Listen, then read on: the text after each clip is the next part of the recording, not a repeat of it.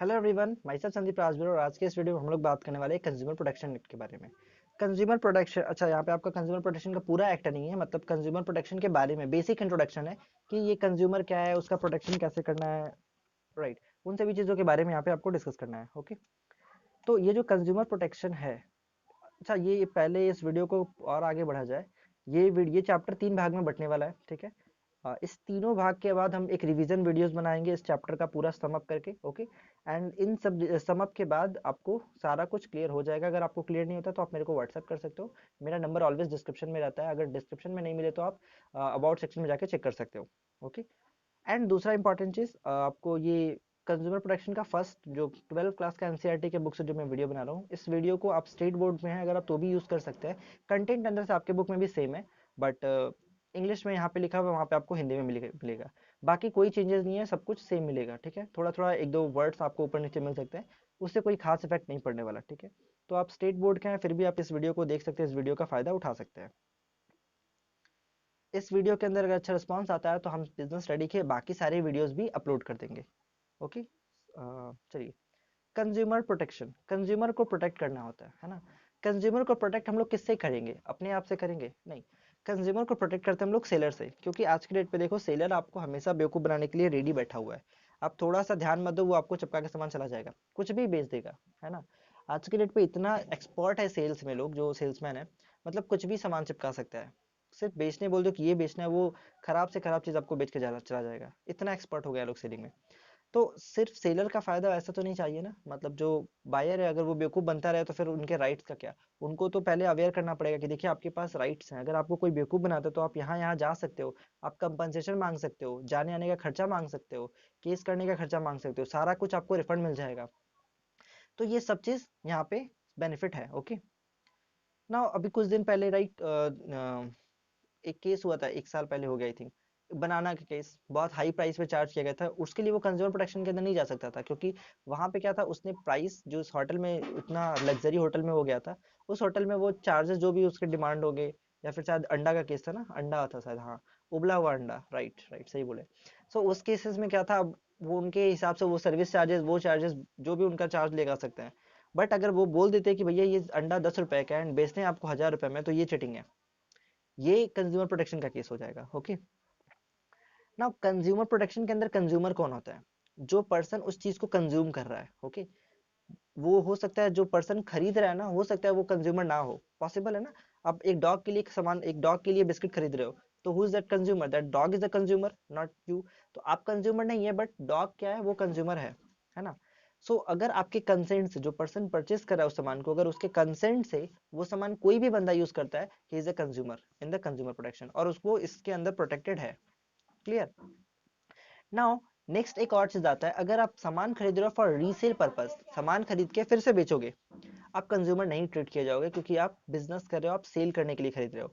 Next important point, अगर आप सामान खरीद रहे हो लेकिन आपका उस पर जीवन यापन चलता है, एक छोटा सा दुकान, एकदम छोटा सा, उसमें सिर्फ कॉपी कलम बेचते हो या फिर कुछ और बेचते हो, जो भी बेच रहे हो, चॉकलेट बेच रहे हो, बिस्किट बेच रहे हो, एकदम छोटा सा दुकान है, आप उसी बिजनेस, उसी छोटे से दुकान से आपका घर चलता है और सामान खराब निकल गया, आप कंज्यूमर ट्रीट किए जाओगे, क्योंकि उस आपका मतलब जीवन यापन का एकमात्र ऑप्शन था, लिवलीहुड है आपका।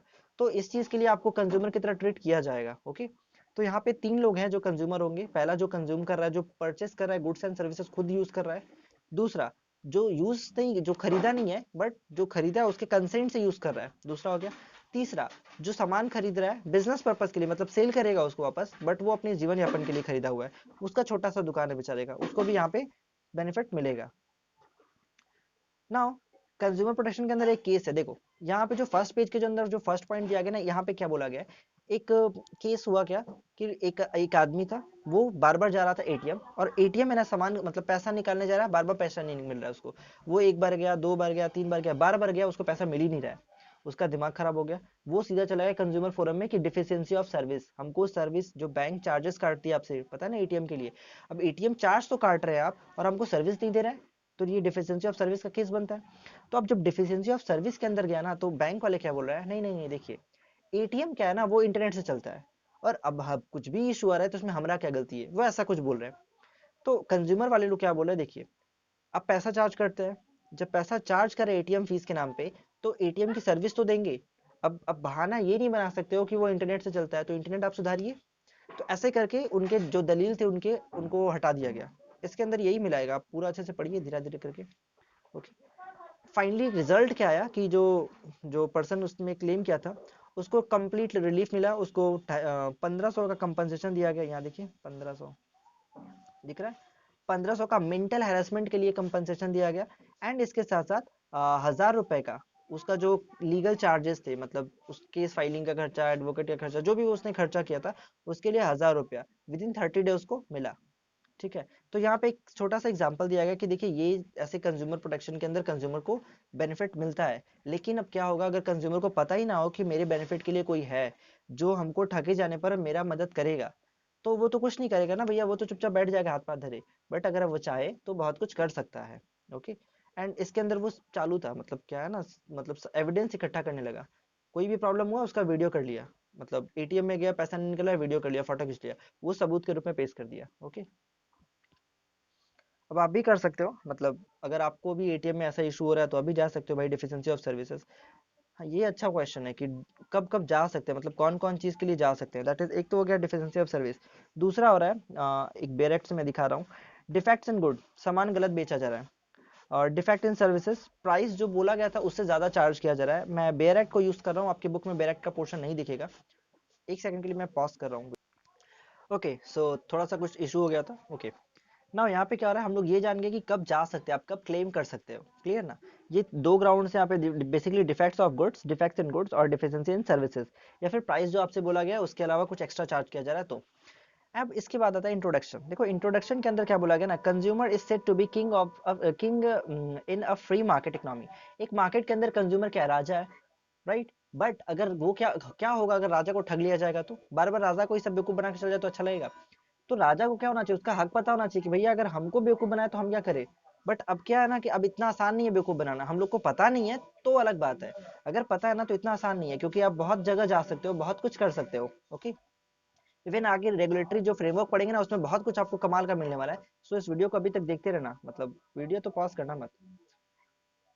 कैविएट एम्प्टर मतलब क्या होता है कि जो बायर है वो बिहेवियर रहो भाई, बायर ध्यान से सामान खरीदो, देख सामान खरीदो तो पूछ लो ये सामान अच्छा है ना, ठीक है ना, मतलब खराब नहीं है ना, फटा नहीं है ना, टूटा नहीं है ना, पहले पूछ लो। बाद में वो बोलेगा कि आप तो पूछे नहीं थे, हम क्या करें, मेरा क्या गलती है इसमें। तो ऐसा कुछ ना हो, बायर बिहेवियर, बायर आपको सावधान रहना होगा। ओके, बट अब क्या हो रहा है, कैविएट वेंडिट क्या, एक मिनट, वेंडिटर। Okay, that is seller behaviour, seller अब तुम भी सावधान रहो, क्योंकि इतना आसान नहीं है भैया बेवकूफ बनाना, इतना आसान भी नहीं है कोई भी किसी को भी बेवकूफ बना दे। ओके, नेक्स्ट अगर आप मैन्युफैक्चरिंग या फिर सर्विस प्रोवाइड कर रहे हो और आप क्या करें, गलत गलत जो प्रैक्टिस है उनको यूज करें, गलत तरीके से सामान बेच रहे हो, गलत सामान बेच रहे हो, जो मन में आ रहा है वो बेच दे रहे हो, लेना पड़ेगा चुप। तो ये सब चीज आ रहा है ना, इन सभी चीज को बचने के लिए जो मार्केट में बैड प्रैक्टिस है, गलत चीजें, अच्छा हेल्थ बोला गया कि ये टैबलेट खाइए शरीर को सुधार होगा, खाया शरीर को खराबी कर दिया। तो ये सब चीज क्या है, मतलब जो चीज के लिए था वो काम ही नहीं किया।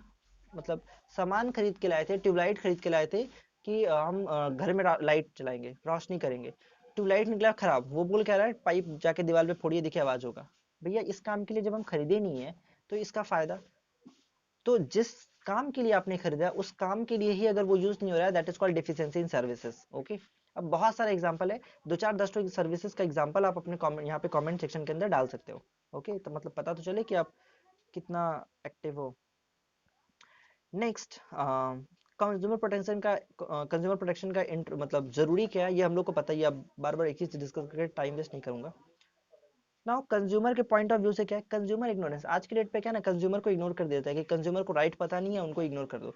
तो इस चीज के लिए क्या हो रहा है भाई कि उनको एकजुट करो, अनऑर्गेनाइज है तो उनको ऑर्गेनाइज करो, उनको एकजुट करो, पता करो, बताओ कि भाई तुम्हारे पास कुछ हक है, यू हैव सम राइट्स, आप वो चीज बचा अपने आप को ठीक कर सकते हो। कोई भी डिफेक्ट हो रहा है, यहाँ पे देखो, कोई भी डिफेक्ट है, अनसेफ प्रोडक्ट मिल रहा है, एडल्ट एडल्ट्रेशन हो गया, फॉल्स है, मिसलीडिंग एडवर्टीजमेंट, एडवर्टीजमेंट कुछ और मिल रहा है, खाइए और 3 दिन में शरीर एकदम, मतलब सिक्स पैक्स एप सब कुछ बन जाएगा, एकदम पूरा बॉडी बिल्डर बन जाएंगे एक हफ्ते में, खाया कुछ नहीं हुआ, राइट। अब ये सब चीज क्या है, आप गलत एडवर्टीजमेंट दियो या फिर डेफिशिएंसी इन सर्विसेज, आप जो चीज दिए वो चीज वैसा काम नहीं कर रहा है। ओके, कुछ भी हो रहा है, अनसेफ प्रोडक्ट बेच रहे हो, आपकी आज की डेट पे आप कोई भी ये जहर खरीदने जाओ, कुछ भी पॉइजन खरीदो, उसके ऊपर एक लेबल जरूर रहेगा कि देखो भाई ये चीज ना हानिकारक है, या फिर बच्चों से दूर रखो, उस पर पॉइजन लिखा रहेगा, डेंजरस लिखा रहेगा, कुछ ना कुछ जरूर लिखा रहेगा। अगर नहीं लिखा रहता ना, तो फिर आप जा सकते हो उसके लिए कि देखो भाई ये इस पे डेंजर नहीं लिखा था, या फिर ये नहीं खाना है, ये नहीं लिखा था, हम खाए प्रॉब्लम हो गया। एक इजी एग्जांपल देता हूँ, आपने कभी पूजा करने वाला घी देखा? घी घी जो पूजा करने के लिए जो दिया में डालते हैं, उस पे हमेशा लिखा रहता है ये खाने के लिए नहीं है। ओके, सो वो पहले ही लिख देते हैं खाने के लिए नहीं, क्योंकि वो जिस तरीके से बनाया ना, वो सिर्फ दिया जल सकता है और घी जैसे महक सकता है, वो खाने पर शरीर के लिए बहुत ज्यादा मतलब हानि करेगा। बिजनेस पॉइंट ऑफ व्यू से क्या इंपॉर्टेंट है कंज्यूमर प्रोटेक्शन का? देखो, पहले क्या होता था ना, सामान बस बेचना है हमको, जितना ज्यादा से ज्यादा सामान बेच दें, कोई मतलब सिर्फ सामान बेचने के पीछे। लेकिन अब क्या है, अब अगर आप मार्केट को देखो, तो लोग क्या कर रहे हैं, अब जितने भी बिजनेसमैन है वो अपना गुडविल बनाने के पीछे पड़े हुए हैं, है ना। आई थिंक अब 12 में आ गए तो गुडविल का मतलब पता होगा। गुडविल बनाने के पीछे पड़े हुए हैं, अपना इज्जत, अपना मार्केट में ब्रांड का कीमत बनाना चाहते हैं, क्योंकि एक बार ब्रांड का कीमत बन गया ना, तो प्राइस हाई चार्ज कर सकते हैं। आज के डेट पे एप्पल क्या है, एक ब्रांड है, वो उस ब्रांड के लिए आप प्राइस पे कर रहे हो, वरना सामान क्या लगाता है, वही सामान लगाता है ना जो बाकी फोन्स लगाते हैं, बट चार्ज कितना करता है, वो लाख रुपए चार्ज कर लेते हैं। भैया आपसे ब्रांड के लिए पैसा दे रहे हो, राइट। और भी बहुत सारी चीजें हैं, बट उससे अच्छा ही आई थिंक मार्केट में और भी बहुत सारे फोन है, बट उसके अलावा लोग एप्पल खरीदते हैं, क्यों? क्योंकि उसके ब्रांड का कीमत है, एक स्टैंडर्ड आप शो कर पाते हैं वहां पे। Long term interest with the business, आप कंज्यूमर को सेटिस्फाई कीजिए, कंज्यूमर का सेटिस्फेक्शन बहुत जरूरी है। अगर कंज्यूमर खुश नहीं हो रहा ना, तो आपके बिजनेस करने से कोई फायदा नहीं है। आप आज भले कि 10 सामान बेच ले रहे हो, कल भले बेच दोगे, लेकिन एक समय आएगा जब आपके पास कोई आना नहीं चाहेगा, क्योंकि कंज्यूमर सेटिस्फाई नहीं हो रहा है ना, तो वो एक दिन भाग जाएगा आपके पास से। क्या करेगा, कितने दिन तक झेलेगा, है ना। और आज के टाइम में इतना ज्यादा मार्केट मतलब एक्स्ट्रा ऑर्डिनरी हो गया है कि मतलब थोड़ा सा सामान खराब मिलते ही दुकान छोड़ देते हैं हम लोग, है ना। सिर्फ सेल को रिपीट करने के पीछे मत पड़िए कि बार बार ज्यादा से ज्यादा सेल करिए, बल्कि आप उनसे उनसे फीडबैक लीजिए, आपको हमारी सर्विसेज कैसी लगी। आप किसी रेस्टोरेंट में जाइए, किसी अच्छे हॉस्पिटल में जाइए, अच्छे अच्छे जगह पे जाइए, देखिए वहां पे वो लोग आपसे फीडबैक लेते हैं कि आपको यहाँ का सर्विसेज क्या अच्छा लगा। एक छोटा सा पूछ लेते कि आपको क्या खराब लगा, वो भी आप बता दीजिए। तो ये सब चीज आपको क्या है, कंज्यूमर सेटिस्फेक्शन के लिए कहता कि कंज्यूमर सेटिस्फाई हो रहा है कि नहीं, अगर कोई डिफेक्ट आ रहा है तो उसको हम कैसे ठीक कर सकते हैं। ये सब चीज के पीछे मैनेजमेंट टाइम देता है, मैनेजमेंट सोचता है। ठीक है, आज की डेट पे आप मैक्सिमम प्रॉफिट कर लेंगे और कल बिजनेस बंद करके बैठ गए तो फायदा, राइट। समझ गए बात को? हाँ ठीक है। बिजनेस यूज सोसाइटी रिसोर्स, अब देखो बिजनेस क्या करता है, सोसाइटी के ही सामान को यूज करता है, और सोसाइटी को ही चूना लगा रहा है, तो गलत चीज है। तो बिजनेस क्या करे, सोसाइटी को अगर सामान यूज करे सोसाइटी का, तो सोसाइटी के लिए भी तो कुछ रिस्पॉन्सिबिलिटी बनता है ना। आप सोसाइटी को तो सही सामान दो। सोशल रिस्पॉन्सिबिलिटी, अब देखो जो स्टेक होल्डर्स है, stake holder is a broader term, okay. Stake holder का मतलब आपका गवर्नमेंट भी स्टेक होल्डर है, मतलब अगर गवर्नमेंट मतलब जिनको जिनको बेनिफिट हो रहा है, स्टेक होल्डर का मतलब गवर्नमेंट को क्या बेनिफिट होता है, अगर आपका सोसाइटी अच्छा है तो गवर्नमेंट को बेनिफिट है, भैया कोई प्रॉब्लम नहीं है, नहीं तो उस पर काम करना पड़ेगा उसको। आपके जो मतलब कंप्लायंस वाले हैं उनको भी बेनिफिट है, रेगुलेटर है उसको भी अच्छा है। तो स्टेक होल्डर के अंदर क्या, आपका कंज्यूमर भी स्टेक होल्डर के अंदर आ सकता है, उसके रिलेटिव्स भी आपके स्टेक होल्डर्स हैं, तो सारे स्टेक होल्डर के अंदर आ जा रहे हैं। तो आप क्या हो रहा है, आपका सोशल रिस्पॉन्सिबिलिटी किसके लिए बनता है, स्टेक होल्डर्स के लिए भी कुछ ना कुछ बनता है। मोरल जस्टिफिकेशन के अंदर क्या है, अब एक बिजनेस का क्या है, मोरल ड्यूटी भी है कि वो अपने कंज्यूमर्स के इंटरेस्ट को बचाए रखे, उनके इंटरेस्ट को ध्यान में रखे। Unfair trade practices like defective and unsafe product, मतलब अनफेयर ट्रेड प्रैक्टिस, गलत प्रैक्टिस बोलते हैं ना जिसको नहीं करना चाहिए, वैसा वैसा काम कर रहे हैं आप। कुछ भी उठा के बेच दिए, बोल दिए अच्छा सामान एकदम। बिस्लैरी का एग्जांपल, बिस्लैरी का बेस्ट है। बिस्लैरी का बोतल खरीदो, पानी पीने जाओ, देखो बिस्लैरी ही मिलेगा, लेकिन इसका स्पेलिंग अलग होगा, कहीं बेस्लेरी रहेगा, कहीं बिस्लैरी रहेगा, स्पेलिंग हमेशा चेंज मिल जाता है। ओके, ओरिजिनल प्रोडक्ट का नाम हमेशा बदल बदल के वो बिस्लरी बोल के 20 रुपए में बेच के चले जाएंगे आपको। ओके, ट्रेन में ऐसा अक्सर होता है।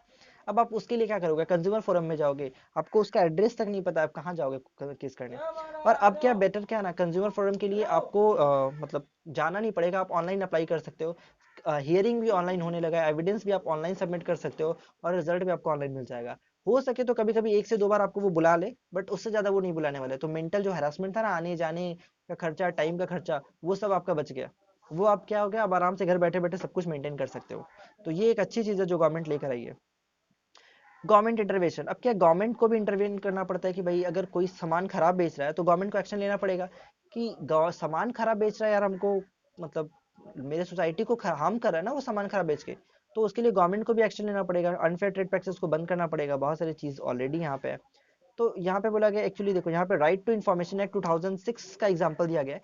Right to information act basically, अच्छा यहाँ का जो राइटिंग लिखा है ना गंदा दिख रहा है बिकॉज मैं हाथ से लिखा हूँ, मेरे पास वो पेन नहीं है।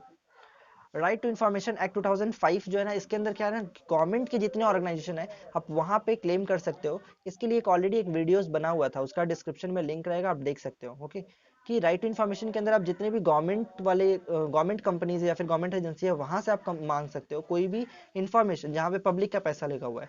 बट एक्सेप्शन है, दैट इज अगर आप वो मतलब देश के हित के लिए हो, लाइक आप डिफेंस का कुछ नहीं मांग सकते हो। आप बोलो कि बॉर्डर पे कितना फोर्स खड़ा, हमको इन्फॉर्मेशन चाहिए, राइट टू इन्फॉर्मेशन एक्ट नहीं मिलेगा आपको, क्योंकि कुछ चीजों को एक्सेप्ट कर दिया गया, हटा दिया गया। कितना गन बनाते हैं आप, हमको इन्फॉर्मेशन चाहिए, नहीं देंगे वो लोग, है ना। तो और सही बात भी है, क्यों देंगे, देश के ट्रेड सीक्रेट्स, मतलब देश के जो सीक्रेट्स हैं वो क्यों आपके साथ शेयर करेंगे। ओके, अभी रिसेंट में बहुत सारा चर्चा चला था, जो न्यू वाला हमारा बना है ना, उसके पीछे कोविड के लिए जो ये बना था।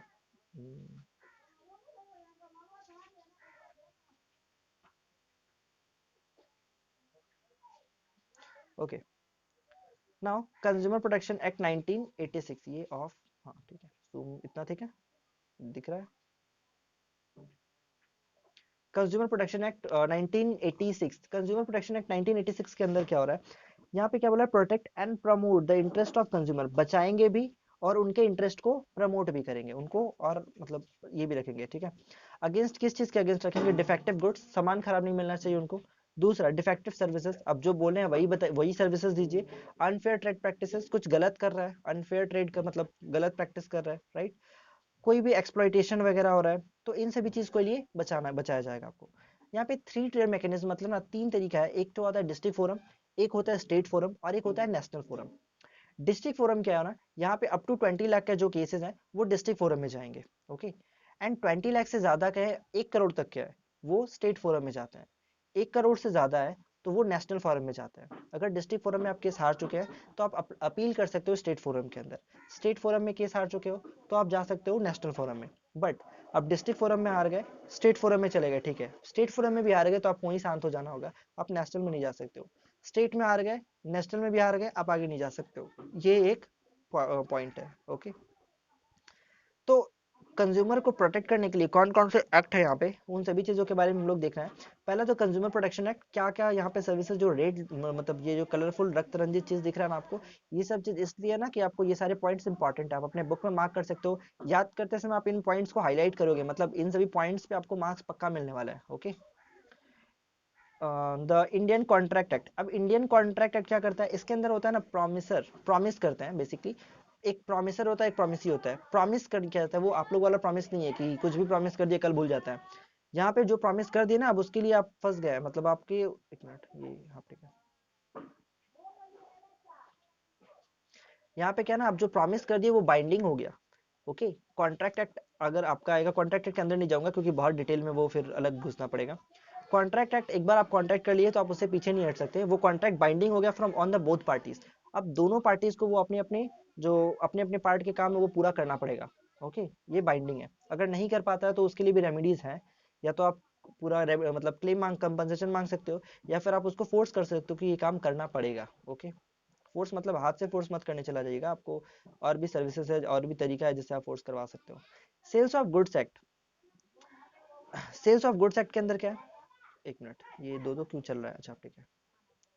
Sales of goods act 1930, act के साथ साथ उसका ईयर भी याद करना बहुत जरूरी है, आपको ईयर के साथ याद होना चाहिए ये वाला नाम। Okay, sales of goods act 1930, इसके अंदर क्या है, in case of goods purchase do not comply with the express और इम्प्लाइड कंडीशन और वारंटी। आप सामान खरीदे, सामान डिफेक्टिव निकल गया, आप कहाँ जाओगे, कंज्यूमर प्रोटेक्शन के अंदर चले गए। आप सामान खरीदे लेकिन उसके साथ जो कंडीशंस दिए गए थे वो आपको बेनिफिट नहीं मिल दे रहे हैं, बोला गया था 5 साल के लिए वारंटी, 1 साल के बाद बोला गया आप कैसा वारंटी, भागी यहाँ से। सेल्स ऑफ गुड्स एक्ट के अंदर आप जा सकते हैं यहाँ पे। Okay, essential commodity act 1955, essential commodity अंदर एक्ट के अंदर क्या है, इसेंशियल कमोडिटी ना हर किसी का हक है ये कि ये चीज मिले, लाइक आज के डेट पे जितना खाना मिल रहा है ना आपको राशन दुकान से, ये सारे इसेंशियल कमोडिटीज मिलते हैं। इसेंशियल कमोडिटीज का गवर्नमेंट का ये जिम्मेदारी है कि वो हर स्टेट के हर एक जगह तक ये इसेंशियल कमोडिटी को पहुंचाए। ओके, और सबको ना फेयर प्राइस पे मिले, अगर नहीं पहुंचा पा रही तो कोई दिक्कत नहीं भैया, फेयर प्राइस पे मिलना चाहिए। देखो फेयर शॉप खुले हुए हर जगह, राशन ऑफिस जिसको हम लोग बोलते हैं फेयर शॉप खुले हुए हैं, वहां पे आपको जो प्राइस है ना फेयर प्राइस पे सबको मिलता रहे, ये ये गवर्नमेंट का जिम्मेदारी पड़ता है। Okay, ensure distribution of essential commodities. अभी रिसेंट में ये जो अल्कोहल बेस्ड सैनिटाइजर था, सैनिटाइजर नहीं, सैनिटाइजर नहीं, आई थिंक कोविड का जो मास्क था ना उसका, उसको इसेंशियल कमोडिटी के अंदर कंसिडर किया गया था क्योंकि प्राइस बहुत हाई चार्ज किए जा रहे थे, राइट। तो जैसे ही इसेंशियल कमोडिटी के अंदर उसको इंसर्ट कर दिया गया ना, वो उसका प्राइस अब ज्यादा चार्ज नहीं कर सकते हो, जो सेंटर दाम बताएगा ना आपको उसी के अंदर रखना पड़ेगा, उससे ज्यादा चार्ज करोगे तो फिर आपको वो बैंड बजा सकता है। Next, agriculture product. Agriculture product के अंदर क्या है, स्टैंडर्ड्स ऑफ गुड्स, मतलब एग्रीकल्चर के अंदर आप कभी खाद वगैरह खरीदे हो या फिर कुछ भी खरीदे हो तो वहां पे ना लिखा रहता है ये ए ग्रेड है, बी ग्रेड है, किस ग्रेड का है, वो ग्रेड आपको जरूर मेंशन किया रहेगा, उसी के हिसाब से आपको पता चलेगा ना, वरना और एक एजी मार्क मिलेगा कहीं, हाँ एजी मार्क, जिससे ये पता चलता है कि वो जो सामान है वो ऑथेंटिकेट है, वो सही है, उसमें कोई डिफेक्ट नहीं है, सब कुछ सही है, जो ग्रेड दिया गया उसके हिसाब से ही सामान है, ओके, उसी के हिसाब से प्राइस चार्ज किया जा रहा है। Prevention of food adulteration act 1954। इसके अंदर क्या बोला गया कि जो फूड, जो खाना है आपको मिल रहा है, जो आपको सामान आज के डेट पे मिलता है, राइट, आप लाइक मैगी, yippee और क्या क्या चिप्स है ना, ये सब कुछ आपको प्री पैक्ड मिलता है, पहले से पैक किया हुआ मिलता है। अब इसके अंदर अगर कोई भी डिफेक्ट आ जाए, आप खा रहे हो और उसके साथ साथ कोई बीमारी आ रहा है, कोई प्रॉब्लम हो रहा है, तो आप यहाँ जा सकते हो कि देखो भाई ये खाने वाला चीज जो है हेल्थ को लेकर इशू है, शरीर को खराब कर रहा है, आप यहाँ जा सकते हो, okay. Standards of weight and measure act. अब वेट एंड मेजर एक्ट के अंदर बटखरा का समझते हो ना, बटखरा अब तो खैर इलेक्ट्रॉनिक वाला गया है, इलेक्ट्रॉनिक वाले कोई मैनिपुलेट कर दे तो आपको 800 ग्राम सामान देने के बाद उस पर अगर वो जो उनका इंस्ट्रूमेंट है उस पर दिखा दे 1 kg सामान दे दिया, तो इसके लिए ना एक सेपरेट वीडियो ऑलरेडी अपलोडेड है, आपके बुक से नहीं होगा, आपकी बुक में है भी नहीं है, ये किसी और जगह के बुक से है, सो आप उस वीडियो को भी देख सकते हैं, ज्यादा अगर नॉलेज चाहिए तो देख सकते हैं, वरना इसको देखने का कोई जरूरी नहीं है, जस्ट फॉर नॉलेज पेपर आप देख सकते हो। इसमें क्या हो रहा है, जो बटखरा हो रहा है, जो फिर मेजर वेइंग इंस्ट्रूमेंट्स है, वो अगर मैनिपुलेटेड रहे तो आपको तो सामान कम दिया जाएगा, आप तो बेवकूफ बन जाओगे। तो उसके लिए ये चीज जो भी वेइंग इंस्ट्रूमेंट बना रहे हैं वो सिर्फ लाइसेंस पाएंगे गवर्नमेंट से कि हमको ये बनाने का हक है, तभी ये बना सकते हो, अदरवाइज उनको बनाने का कोई परमिशन नहीं है। इसके अलावा और भी बहुत कुछ है, लाइक अगर कोई फेक चीज बना रहा है, कोई मतलब दाम कम, सॉरी वेट का वेट कम दिखा दिया और आपको सामान बेच रहा है, तो भी उसके अंदर आपको प्रोटेक्शन मिलेगा, that is standards of weight and measure act 1976। Next आता है ट्रेडमार्क एक्ट। अब ट्रेडमार्क के बारे में तो आपको बचपन से पता होगा आई थिंक। ट्रेडमार्क के अंदर क्या है, आपका सामान थोड़ा अलग दिखेगा, आपका मार्का दिख जाएगा, आपका जो मार्क है ट्रेड का वो दिखेगा, दैट इज एक तरह से बोल सकते हैं हम लोग लोगो दिख रहा है, तो उसके हिसाब से आप अपने सामान को अलग दिखा सकते हैं मार्केट के सामान से, है ना। लाइक अगरबत्ती हर किसी का, हर अलग अलग टाइप की अगरबत्तियां हैं, आप दिखा रहे हो कि मेरी साइकिल प्योर अगरबत्ती है, वो अमिताभ बच्चन प्रचार करता था ना, साइकिल प्योर अगरबत्ती, हाँ। तो उस ब्रांड दिखाकर वो क्या दिखा रहा है, वो एक अपना ट्रेडमार्क दिखा रहा है कि भाई देखो भाई मेरा सामान थोड़ा अलग है, आप मार्केट में अपने सामान को अलग कर पाओगे, ठीक है। Competition act 2002। कंपटीशन एक्ट क्या करता है ना, अनफेयर ट्रेड प्रैक्टिस को रोकता है, पहली चीज, अगर अप्रिसिएबल एडवर्स इफेक्ट हो रहा है ना तो उसको बंद करता है, प्रोहिबिट कर देता है। कोई भी अगर सेक्शन 5 है कंपटीशन कमीशन एक्ट के अंदर ना, एक सेक्शन 5 आता है जो यहाँ पे जरूरत नहीं है, जस्ट बता रहा हूँ। सेक्शन 5 एक कंपटीशन कमीशन एक्ट के अंदर एक जगह है जहाँ पे कॉम्बिनेशन में कुछ फिगर्स दिए गए हैं, अगर वो लिमिट को क्रॉस करता है, ऑफकोर्स वो बिलियंस में है, अगर वो लिमिट को क्रॉस कर रहे हैं ना तो आपको इनका अप्रूवल चाहिए होगा, कोई भी कॉन्ट्रैक्ट करने के लिए वैसा, ओके। तो कंपटीशन एक्ट के अंदर क्या है, अगर कोई भी आप एग्रीमेंट करो जिससे जो छोटे छोटे बिजनेसमैन है उनका गला कट जाएगा। मोनोपोली खराब चीज नहीं है, लेकिन अब्यूज ऑफ मोनोपोली गलत है। आप मोनोपोली में और मार्केट में किसी को आने नहीं दे रहे हैं, मार्केट में कोई एंटर किया, आपका इकलौता बिजनेस है टायर का, पूरे इंडिया में आप टायर बेचते हो, जैसे ही इंडिया ज्यादा हो गया, वे पूरे बंगाल में आप टायर बेचते हो, देखा एक नया कंपनी आ रहा है वो भी टायर बेचना स्टार्ट किया, आपने टायर का दाम घटा दिया, इतना कम कर दिया ना कि अब बैंड बच गया उसका, वो उतना कम में आ नहीं सकता और आप वो कंपनी बंद, जैसे ही उसका कंपनी बंद अपने टायर का दाम हाई कर दिए, तो ये क्या हो गया, ये तो गलत चीज है। लेकिन अगर आप प्रूफ कर दो कि नहीं देखिए हमारी जो टायर का जो कंपनी है हम लोग कम खर्च में ही बना लेते हैं, तो फिर कोई इशू नहीं है। मोनोपोली कोई गलत चीज नहीं है, डोमिनेंट पोजीशन कभी गलत नहीं होता, डोमिनेंट पोजीशन आप पाओ, मेहनत तो आपका है, डोमिनेंट पोजीशन क्यों नहीं पाएंगे, लेकिन अब्यूज करना उसका ये गलत है। और अब्यूज ऑफ डोमिनेंट पोजीशन कौन प्रोहिबिट करता है, competition commission act, basically competition act है, इसको सीसीआई बोलते हैं। Bureau of standards act 1986। अब इनका बेसिकली दो काम होता है, पहला काम क्या है, आईएसआई मार्क देखोगे ना, हर जगह आईएसआई मार्क मिलेगा, कुकर ले लो, गैस ले लो, स्टोव ले लो, कुछ भी ले लो का आईएसआई का लोगो मिलेगा। आईएसआई का लोगो का मतलब है कि वो जो चीज है आप वो यूज करने लायक है, वो स्टैंडर्ड प्रोडक्ट है, इसके अंदर कोई हानि नहीं है, और बेसिकली सभी जो भी मतलब थोड़ा खतरनाक चीज होता है ना उन सब चीज के अंदर आपको मिलना 100% श्योर है। तो अब नेक्स्ट टाइम कभी सामान लेने जाओ ना तो ISI का लोगो चेक करो कि ISI का लोगो है कि नहीं। अब ये ISI वो वाला ISI नहीं है। हाँ अब समझ रहा है। ये ब्यूरो और भी एक चीज सेट करके, दूसरा इसका काम क्या है, गवर्न ग्रीवेंसेस को रिड्रेसल करने का काम। मतलब अगर किसी का कोई कंप्लेन है तो वो डायरेक्ट इनके पास कर सकता है कि देखिए ISI मार्का वाला सामान खरीदे थे और वो इसमें ये डिफेक्ट निकला है, तो वो आप चेक करेंगे कि ये ISI मार्का कौन बनाया है, जो बनाया है क्या वो सही बनाया है कि नहीं। अगर वो गलत बनाया है तो उसके ऊपर फाइन वगैरह पेनल्टी वगैरह बहुत कुछ लग सकता है। ओके। एंड नेक्स्ट क्या आता है हमारा, कुछ है कंज्यूमर प्रोटेक्शन एक्ट का, फिर डिटेलिंग स्टार्ट हो जाता है। कंज्यूमर के कुछ 6 राइट्स हैं जो चीज़ की जिसके बारे में हम लोग अगले दिन पढ़ेंगे। आज के वीडियो में हम लोग आई थिंक इतना ही रहने देते हैं। 6 पेज तक हम लोग कंप्लीट कर चुके हैं, ये वाले से आगे बढ़ेंगे। अगले दिन हम लोग बाकी के 6 पेज डिस्कस करेंगे।